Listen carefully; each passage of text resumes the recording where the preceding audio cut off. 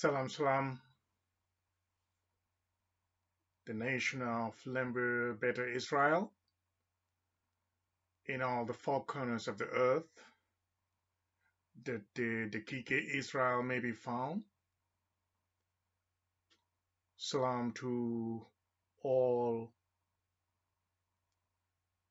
our honorable royal dignitaries in Sinai, South Africa, the Promised Land, for all Yemeni Israelite people.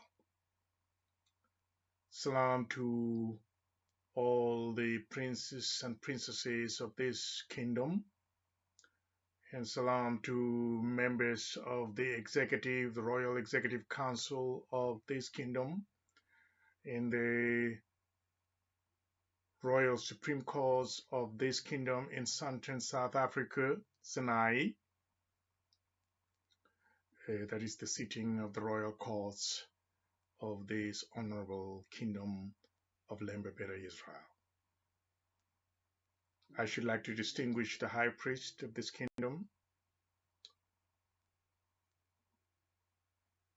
Abune Zion. I would like to distinguish members of the royal executive, starting with Her Majesty the Queen Mother, Queen Bukeka. I should also want to distinguish our majestic reign queen, Mujachi, of the Malema house of Israel, of Lemba Beta Israel, who is also in our midst. I should like to distinguish all the children of Lemba Beta Israel in this honorable kingdom. I am King Binyam, Selamun of Lemba Beta Israel, and I'm speaking from a royal court in Santiago de Chile in South America. And I should like to speak to you today, my people and all nations, about something that is so important.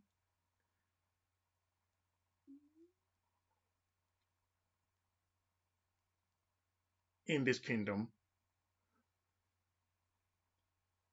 and that is about our sacred objects and our great move as we prepare for the great royal entourage that will have to happen in Sinai and South Africa when the royal court shall move from Santiago, Chile to South Africa, the Promised Land in Sinai, to build the city of Sena 2 and Sena 4, I beg your pardon, and Pusela city number 2, named after Pusela 1 in Yemen and the Southern Arabian Peninsula, and Sena 4 after Sena 1 in Yemen.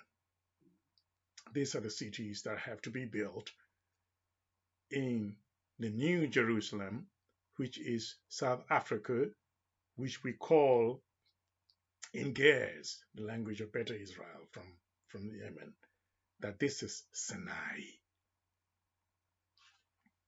Now I am glad that I have the opportunity today to speak to you about these sacred objects that are keeping the kingdom up, to keep them alive. Remember that I have associated the progress and the power of this kingdom with the power of the God that we serve in this kingdom. And then I have explained the qualities of this God in the other videos, that this God is not a God of a belief system, but He's a God of great manifestation. He's a God that does great things that you can see. It's a God that speaks with a voice that you can hear. So you do not have to build a belief system in order to understand the actions and the activities of this God and how this God functions and how he takes care of his own and how he protects his own people. So therefore, in this fashion, my people, I should like to speak about the sacred objects that has kept us alive to this day and how this is associated with our God. I know that many of you could have probably heard that the Lemba people, my people that I'm representing today, used to have as keepers of the Ark of the Covenant. As you know, the story of the Ark of the Covenant from the so-called, Hebrew Bible or something, that talks about the Ark of the Covenant that we had in our midst, which was the representation of the seating of the Most High God in our midst, in the tent or the camp of meeting. So I should like to speak about the Ark and also talk about in relation to what we call in Lemba Ngoma Lungundu.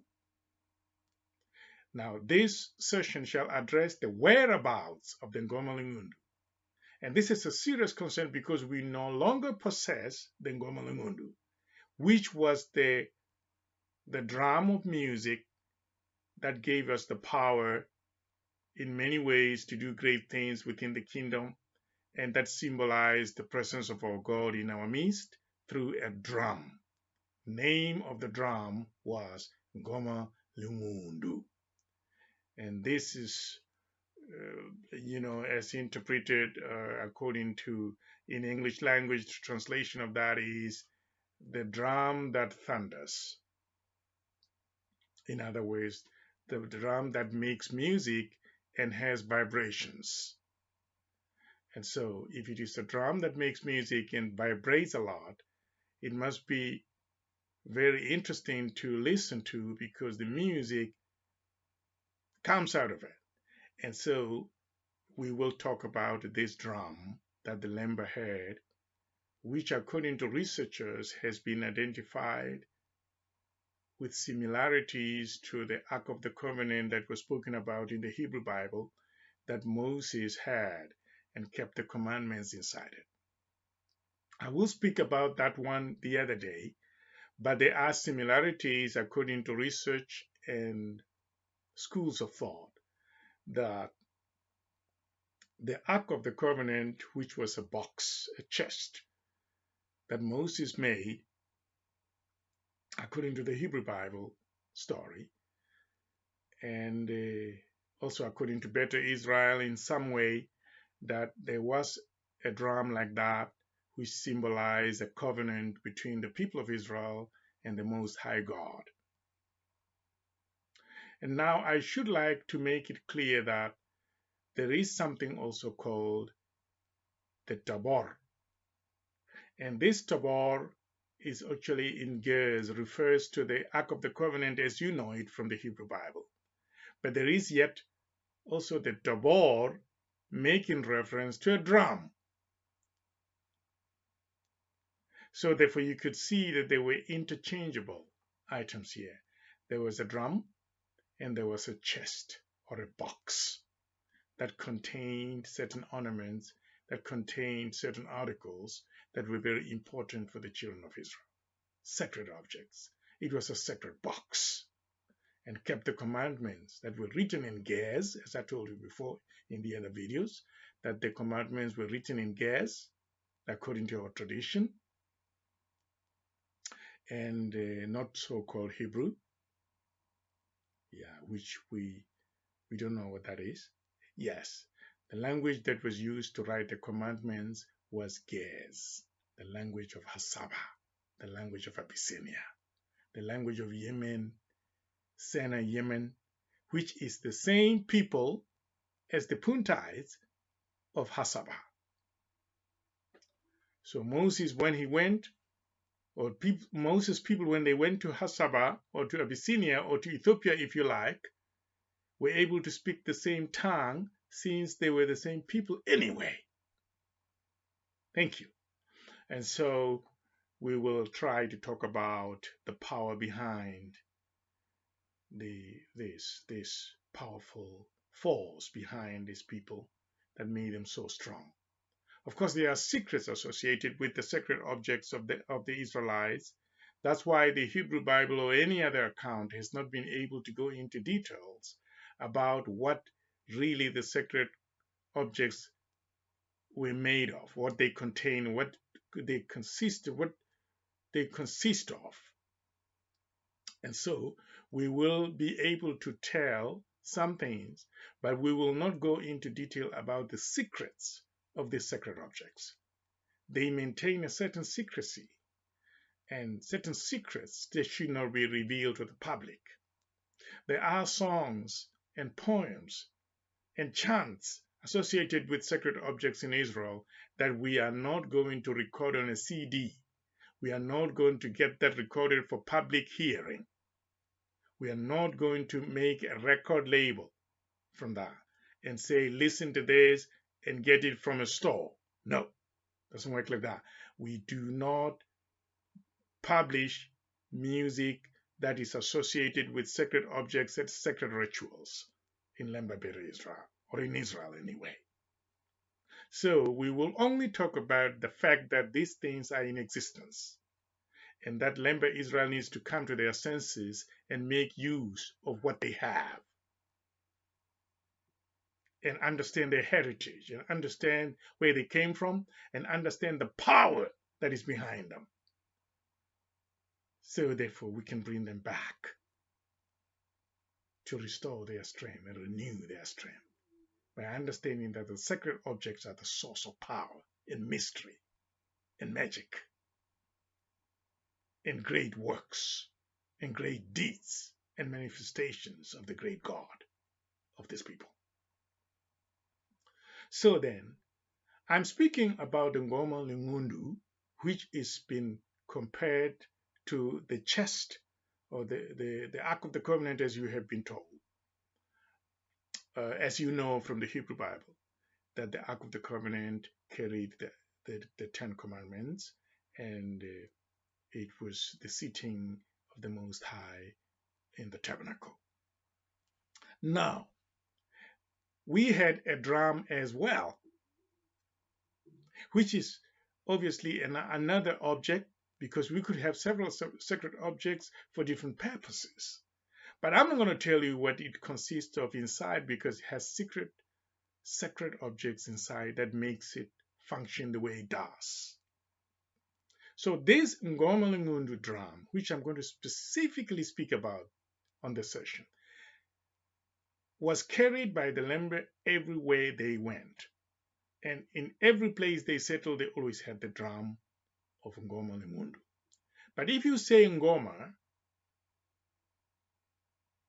in the Zulu language in South Africa, there is a nation called Zulu. Not South Africans. No, Zulu nation. I'm talking about nations here, not the Republic of South Africa. No.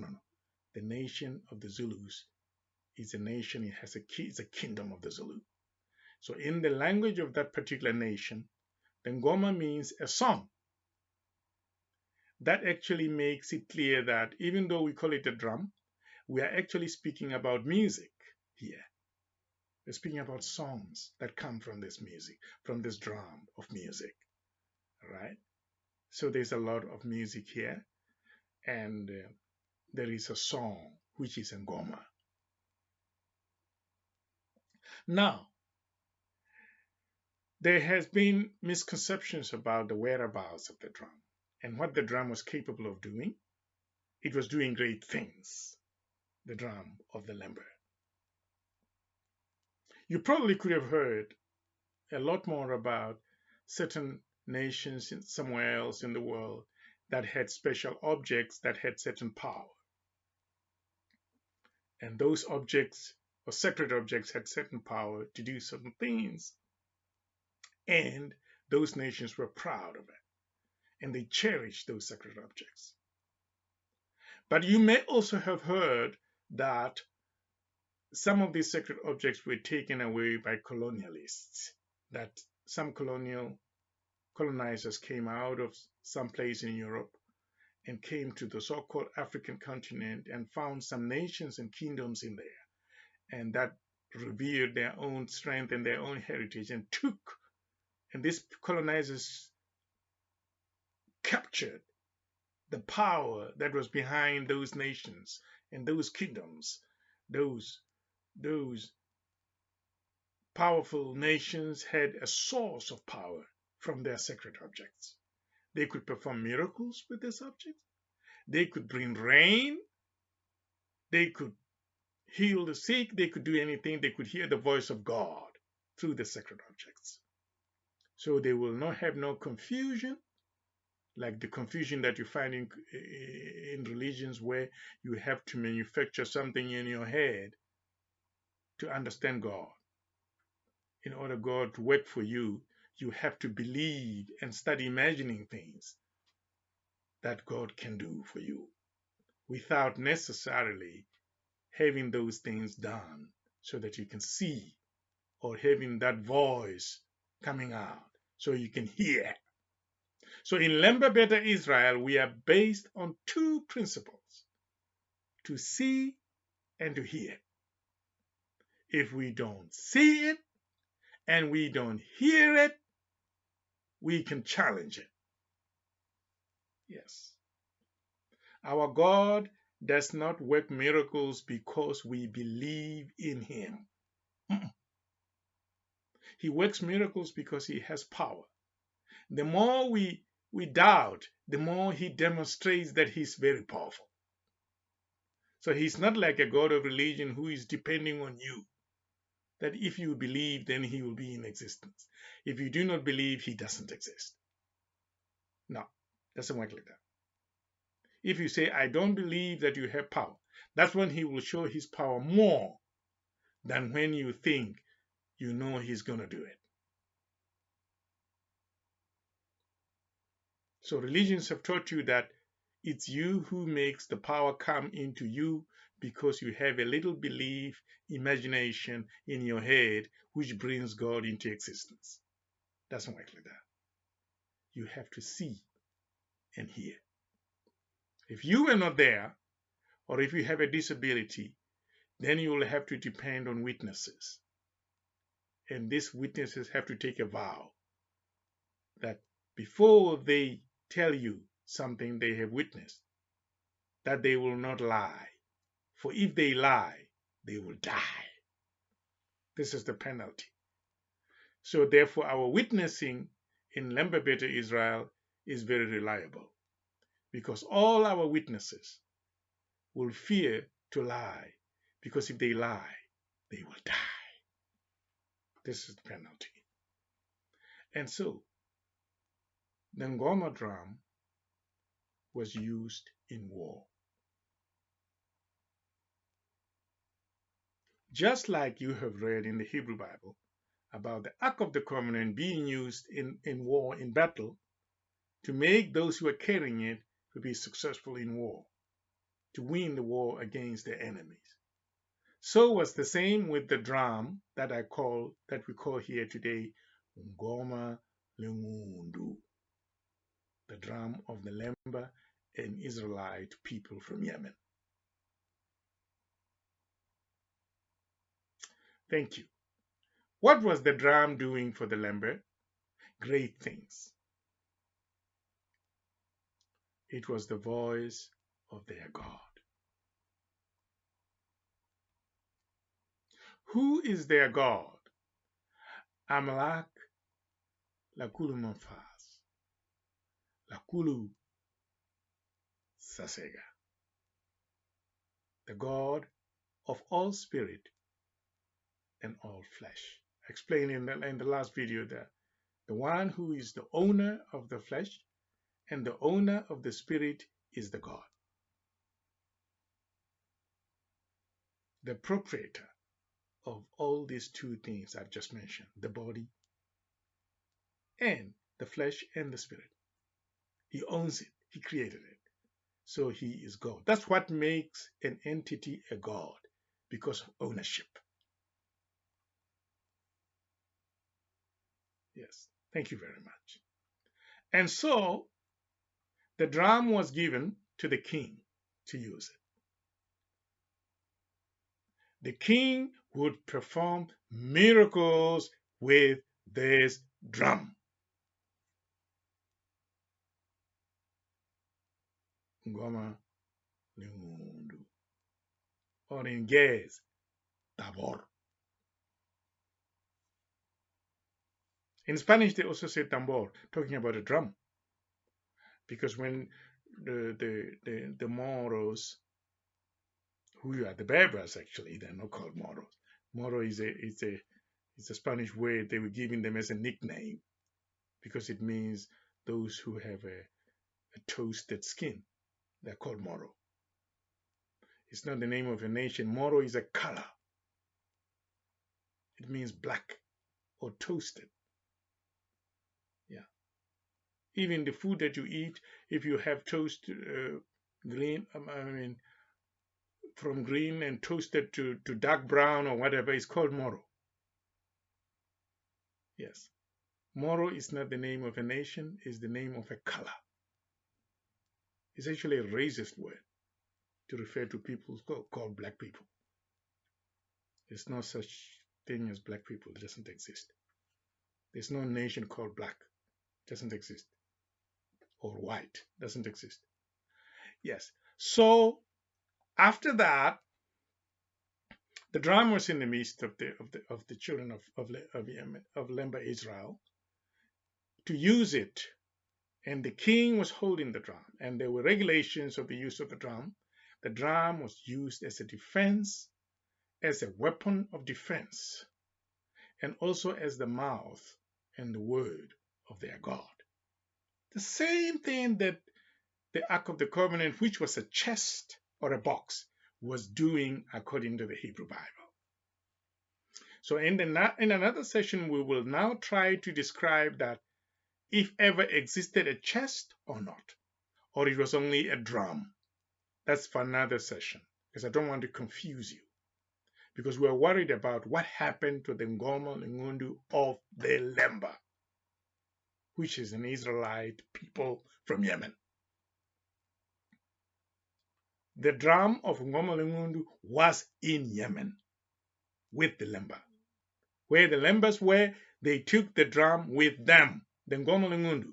So I am saying this because I want to make it very clear that this is not an African drum. Yes, this is not a drum of the continent of Africa. This is a drum of the Lemba. The Lemba is not Africa. Africa is the name of a continent. We are not talking about the continent of Africa here. We are speaking about the Lemba nation. Not a tribe, a nation. So the Lemba nation had a drum. So I'm trying to blow to pieces this expression that I hear, this rhetoric that it was an African drum. Who is that? Africa. Who has a drum? I have never met a person called Africa having that drum that I'm speaking about today. I have never met him. So how can you keep saying African drum? I don't like that word, African drum. I don't like it. Yes.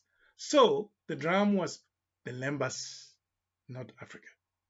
Okay? We must get that straight before we go any further. Yes. And so now the drum was used by the king of the Lemba.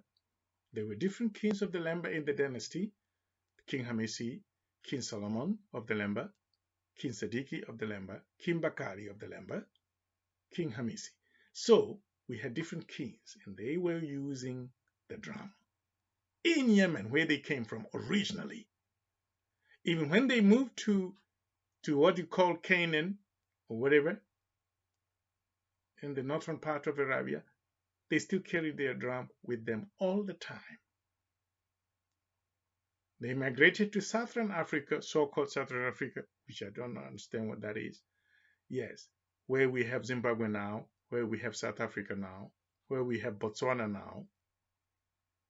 There are many nations in Botswana, and there are many nations in the so-called South Africa. And so the Lemba were one of them. And they carried their drum all the time. They left Yemen, they left Canaan with their drum. They left Israel with their drum.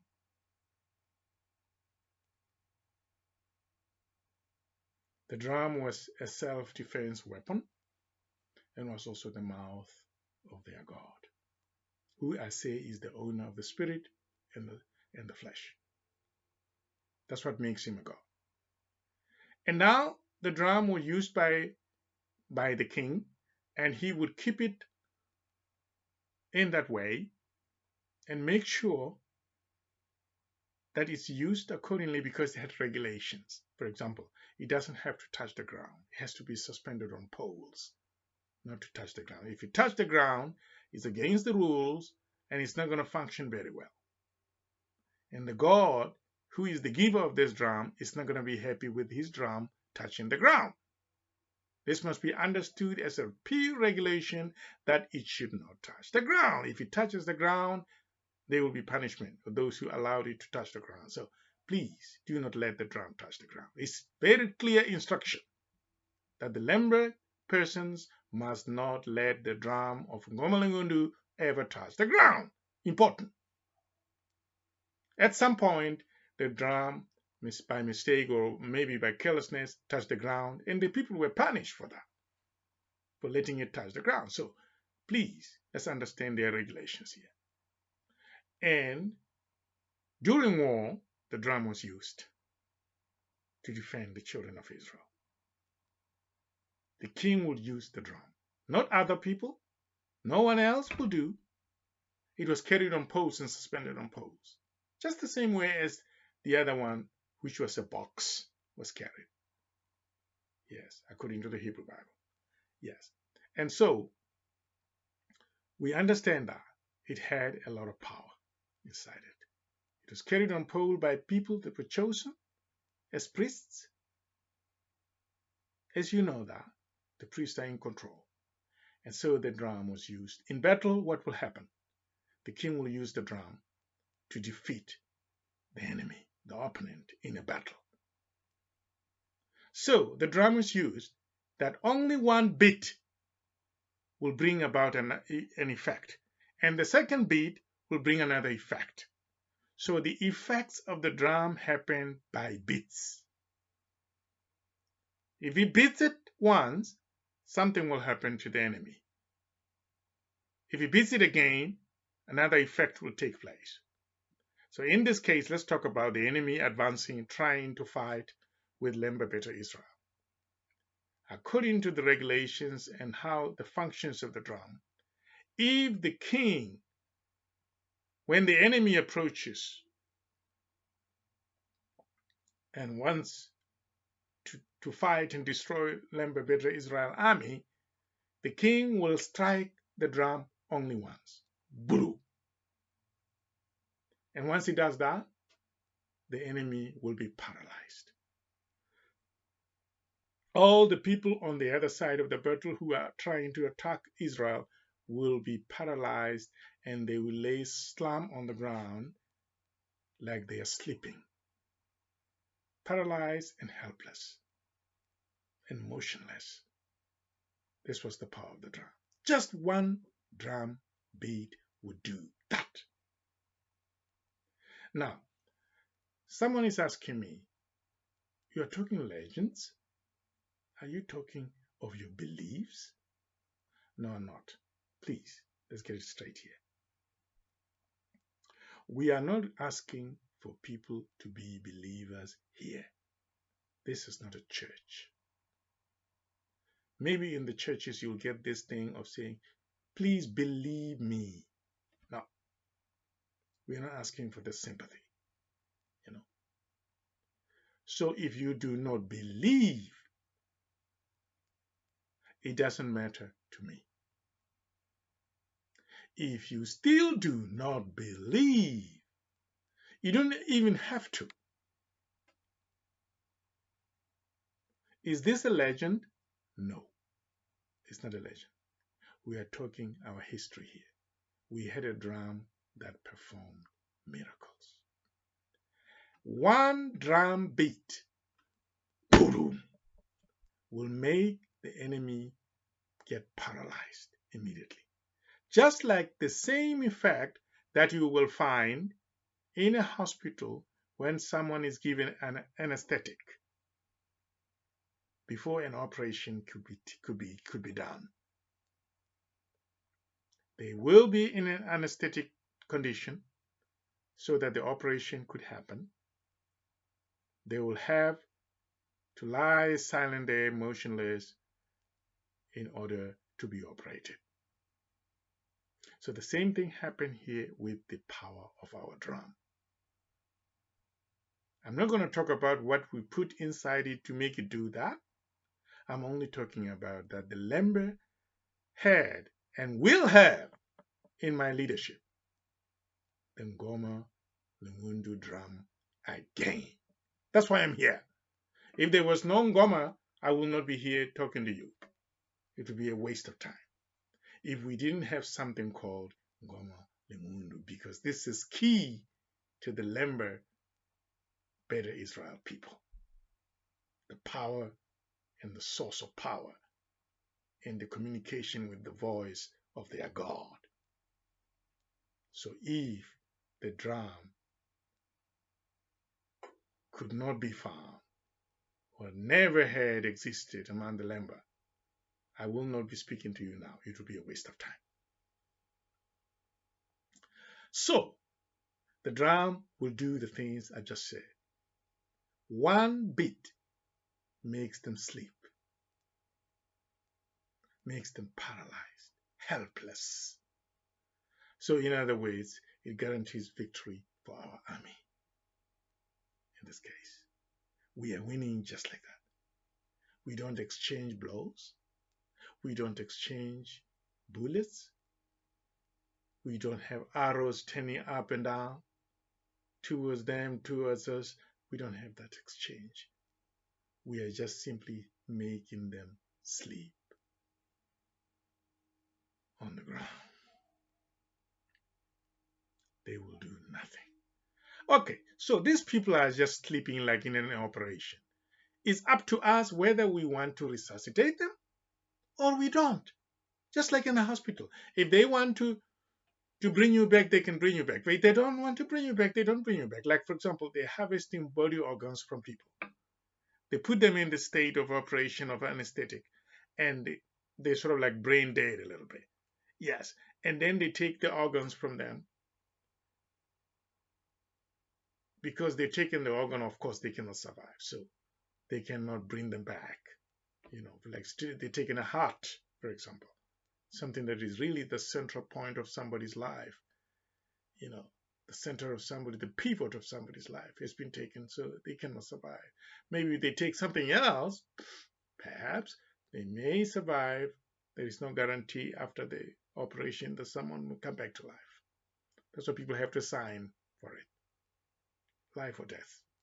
And so in the case of those who are harvesting body organs from our people like they're doing now, they will just let them die after the operation has been done. So in the same way here, we can decide whether we let them die or we bring them back and wake them from sleep, right? So if we want to let them die, so we will make sure that we let them sleep forever. Or we could finish them off with our tools that we have, like maybe a knife or a gun, just to finish them off so that it's not just the anesthetic, but it's real death, biological death of the soldiers from the enemy. Yes. And so, if we want to bring them back, we have to beat this drum the second time and say, okay, Guru, come back and talk to me. Do you see that I had defeated you first?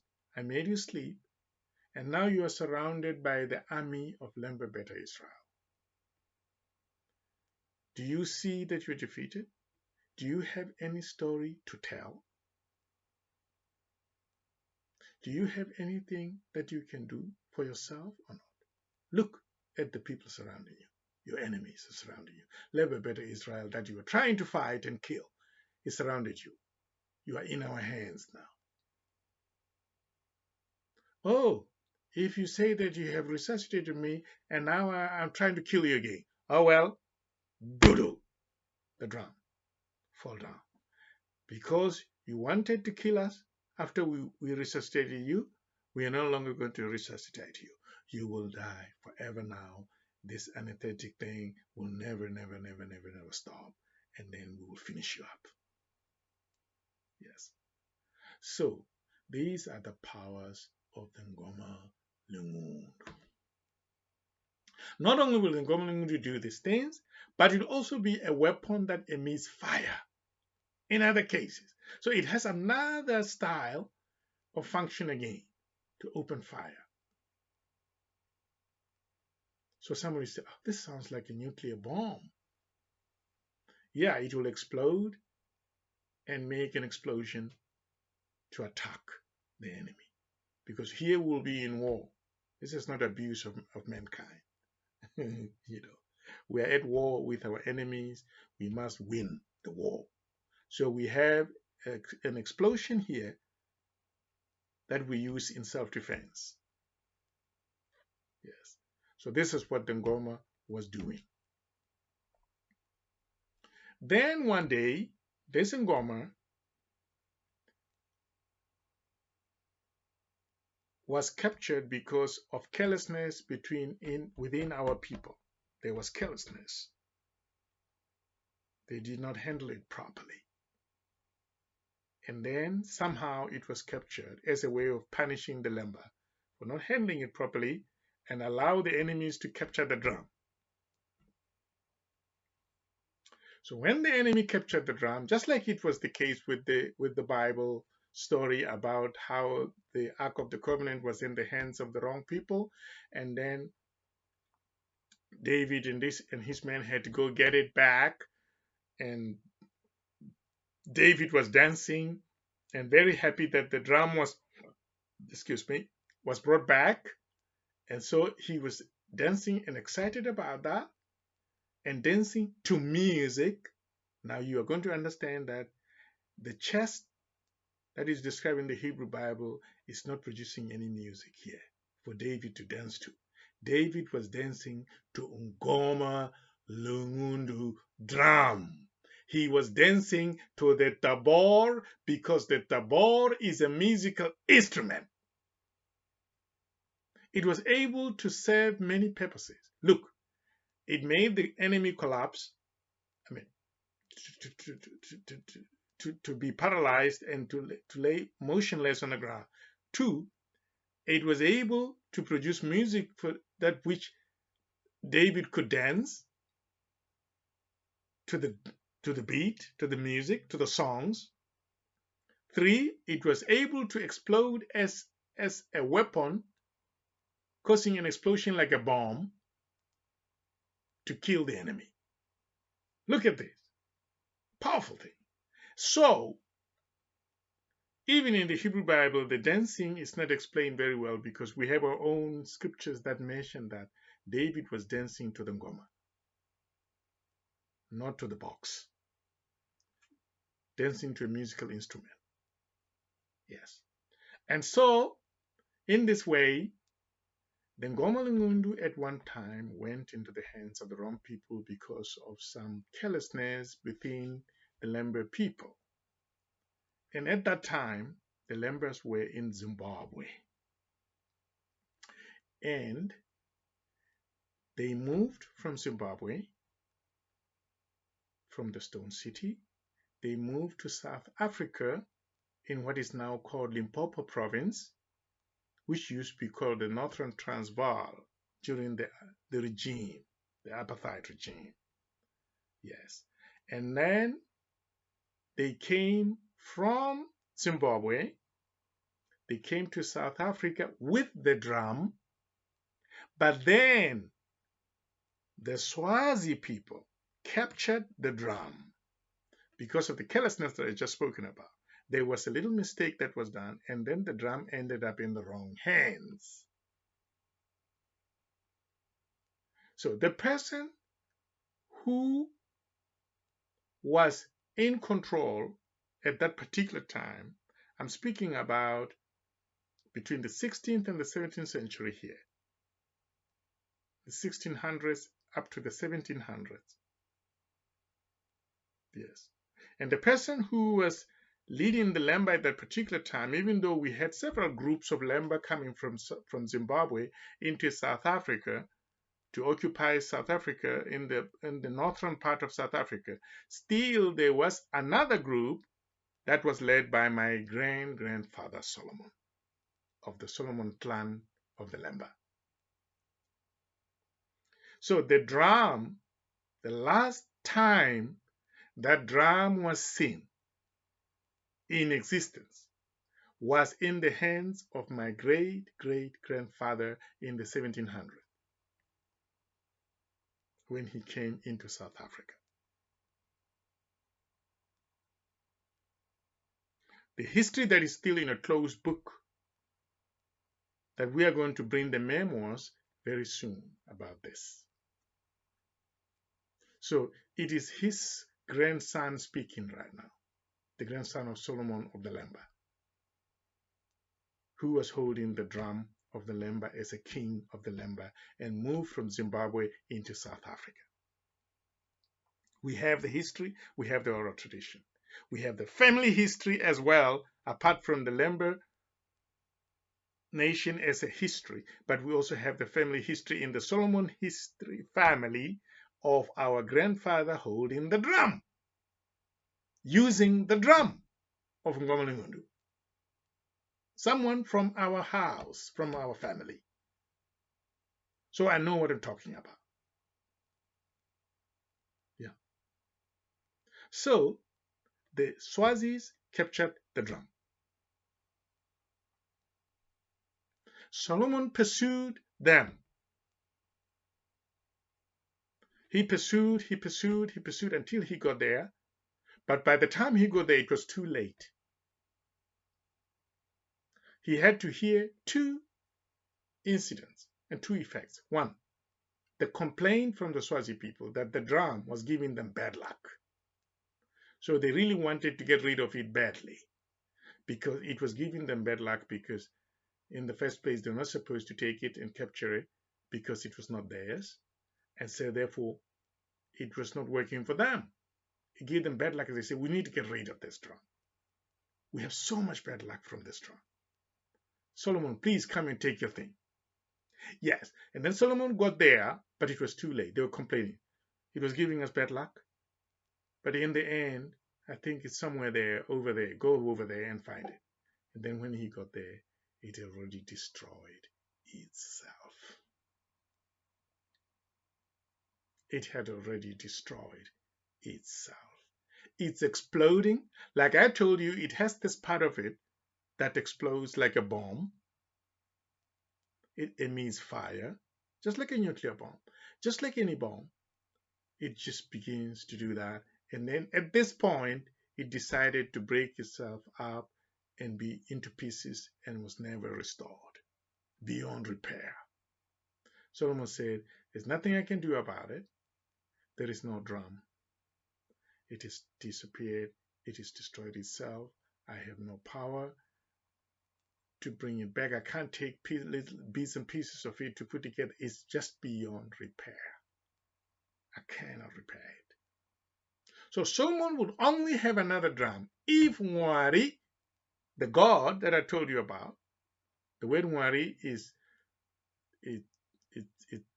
it's a word of the Venda when they say God in the Tsonga. So in the Karanga, in the Shona, when they say God, they say Nwari. So don't ever think that I'm talking about another god. No, I'm talking about the God that brought the Lembas out of Yemen into what we call Southern Africa, the so-called Southern Africa, which I don't know what Southern Africa means. They came to the land of the Vangona. They came to the land of Chibula. They came to the land of the other tribes and nations with their kings. Yes, the lands of sojourn. Now, the drum had destroyed itself, so it does not exist. So ever since then, in the hands of my father, in the eyes in front of my father, the witness of the Lemba. I told you that witnesses in here in Lemba Beta Israel culture are serious witnesses. They don't lie about it. So Solomon could tell what he has seen, and he passed it down the generation. He said, my children, I tried to look for the drum to bring it back home, but it had been destroyed beyond repair. There's nothing I could do about it. Mwari, the God, has not given me another one. Yes. That's when the drum was last seen and was last talked about. From my family line, from the nation of Lemba, as they came to South Africa from Zimbabwe. Yes. Now there is a story coming out of Zimbabwe, told by people from Europe, missionaries of religions, coming to Zimbabwe to proselytize, to spread Christianity or Islam or anything, or Judaism or anything, which has nothing to do with Lemba. And they come to Zimbabwe and they are trying to win Zimbabweans to Christianity or to Judaism, whatever it is, which has nothing to do with the culture of the people of that land. Yes. And these are the people, these missionaries. There was a missionary called von Siekert. I think he was a Swedish missionary. He was in Zimbabwe proselytizing, which he shouldn't have been allowed to do anyway in the first place. The Zimbabweans do not need a foreign god in their land from Europe. They don't need that. They should not be interested. Yeah. So then the story says that there was this missionary, and then there was another researcher, an anthropologist called Tudor Parfitt from England, from University of London, who actually discovered a piece of wood that was found in a cave in Zimbabwe that dates to old times, and that is being theorized as the remains of the Ngoma Lungundu. Now look, people are talking about the Ngoma Lungundu, and they come from Europe, and they say that they found that in a cave with whatever it was, also with the Zimbabweans, also finding that, core discovery or whatever of a piece of wood in a cave that was very old, and it also looked like it was suspended on poles. So it could be the remnants of the Ngoma Lungundu of the Lemba, which disappeared, and the people don't seem to know what happened to it. I know what happened to it. My grandfather was the last person to hold the drum. And then he says the drum destroyed itself. He was a witness. So now what is this story now in Zimbabwe of someone finding it in a cave and taking it to the Harare Museum? And then another British man, another European man finds it also inside the museum in the dusty shelves. He's very sarcastic. He says, in the dusty shelves of the Harare Museum. He said he found it there and he discovered that this must have been the drum of the Lemba, which they say disappeared, and they don't know what happened to it. They don't know? Who told you that? The Lembas don't know what happened to the Ngoma Lungundu? No, they don't know. Okay, that's your story. This is not our story. So they took this little piece of wood because it says it has the features of the Ngoma Lungundu. So it is like now these Europeans are saying, we are trying to theorize what this could have been. Why are they doing that? Did anyone ever say that they're confused about it? Did anyone ever say that? No. Why are they so concerned about trying to help these people, to help them rediscover their things? Did anyone ever say that we have problems with rediscovering the things that we lost? That we are looking for someone from Europe to come and say, okay, this is your drum. Oh, are you saying this is my drum? Okay, thank you. I'm so happy that you said it's my drum. So it is my drum. Oh, stupid things. So they begin to theorize that this is the Ark of the Covenant, as it is written in the Hebrew Bible, because of similarities. It is carried on poles. It does not have to touch the ground. It is used in battle to fight the enemy. So it's the same. So I am discovering it. To the prophet said, I have made a big discovery. He found it in the shelf. He didn't even take it from the cave at all. He found it in the shelves of the Harare Museum. The people of Harare Museum did not ever think that they have kept the Ngoma Lungundu of the Lemba in their museum at all, until came a man from Britain to say to the Harare Museum people, the piece of wood which you have kept inside your museum is actually the Ngoma Lungundu of the Lemba. Before the British man came to tell them so, they did not think it was so. So why isn't the Harare Museum saying to the people or to the Lemba, look, Lemba people, we have found the remnant of your drum and we have put it in our museum. Can we talk about what to do with it? Not a British researcher, anthropologist.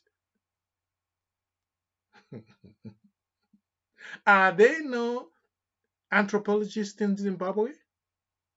Are there no educated people in Zimbabwe? And the people who are working at the Harare Museum are so educated and very intelligent. Why are they not telling the Lemba people, we have got your Ngoma here and we would like you to come and get it, please, because we do not want to keep it because it's not ours. We don't want to get into trouble with your sacred objects because they may create bad luck for us also, like they did with other groups that were trying to take it. So then the Lemba,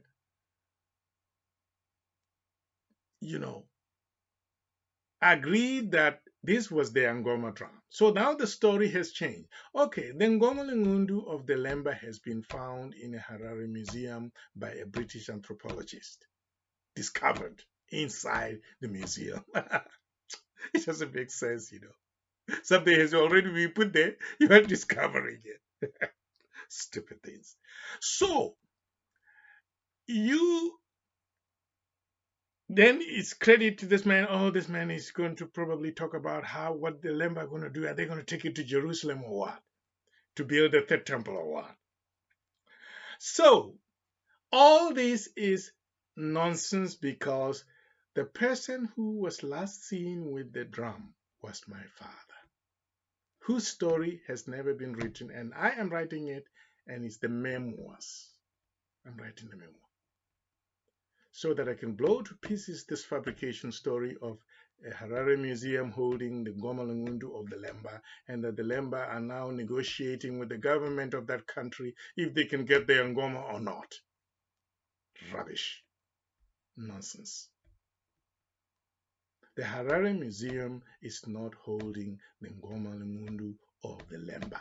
The Ngoma Lungundu of the Lemba is either with the king of the Lemba or with Ngwari. Two sources, not the museum. If the British or the Swedish missionary found that in the cave, and if it was the remnant of the Ngoma Lungundu, he cannot touch it. The Ngoma cannot be touched by a non-Lemba priest. He will die. Yes. Even if it's a remnant or an old piece, it will have effect and will kill the one who shouldn't touch it because they are not designated priesthood to touch it. It has regulations and it has powers. Our sacred objects have powers to defend themselves. Yeah. They are not taken by colonialists. If colonialists touch them, they die. Okay? Because I'm saying this because I hear that there was an Ashanti sacred object called the golden stool, and that the colonizers came. This is really a stupid story. The colonizers came to colonize the king and to capture the king, and wanting to take the golden stool because the people were venerating the golden stool because it was a sacred object for them, which is wonderful. But then the colonizers came and said, we want to take this thing that gives you the power to defend, so that you can be defenseless, so that we can take from you whatever we want. Now, since you have a weapon called the golden stool, it was not called the golden stool, of course. They gave the name golden stool themselves because they were very disrespectful of that sacred object. It was not called the golden stool. The British people decided to call it golden stool themselves, since they thought they could call it anything they wanted. Yes. And so now the golden stool is they are trying to fight to protect the golden stool from being taken by the British colonizers. But now the British captured the king, who is supposed to be using the sacred object called the golden stool to protect himself from the enemies. The golden stool does not fight against the British so that they shouldn't touch it. So which means the British people can touch the golden stool and even take it unless somebody fights with them physically not to touch it. So that's why the Queen Mother fought against the British to defend the golden stool. So the golden stool is not defending itself. No. But it's supposed to be a sacred object with power. This is what I don't understand now. So after she had defended it, then she tried to defend that they can bring back the king home, the Nana. The Nana was trying to fight to bring back the king so that it could be the victory of the mother, which is wonderful. But my question is, 1, the golden stool is a sacred object and it's very powerful. That the people even struggle just to have a look at it. Just to look at it will give them power and will give them so much blessing. The golden stool will be so powerful that if they wanted to destroy that nation of the Ashanti, they will be defeated. Because the golden stool is the sacred power and the magic power of that people. But now here comes the British colonizers. The golden stool is not powerful. It's not stopping the British from taking it. It's not stopping the British from capturing their king, until a woman, the Queen Mother, had to fight and risk her life. What kind of sacred object and magical power is this that doesn't defend the people? Yeah. Something isn't right. Maybe the golden stool was powerful, but maybe the regulations were not followed. And then the golden stool did not work. I don't know, but I'm so surprised that the so-called Africans or Ashanti people over there are crying that the British were so bad. They came to try to take our golden stool and we fought. Why isn't the golden stool paralyzing them like our Ngoma Lungundu does? If the British came to me and I had the Ngoma and they wanted to capture it because they think it gives me power so they cannot colonize me anymore, then I will say to them, okay, try. You can try to touch it. Because anyone who touched it, who was not a priest, who was not chosen to touch it, would die. Even if he's a Lemba. Because these are the regulations. So if the British people or whoever is not a Lemba man or woman cannot touch the drum, Yeah. So now I'm hearing all over the internet and on Facebook and everywhere that the Africans are complaining that Europeans have taken their artifacts, they've taken their sacred objects. Why would they take them? Because the objects should be so powerful that if they try to take them, they will die. You see.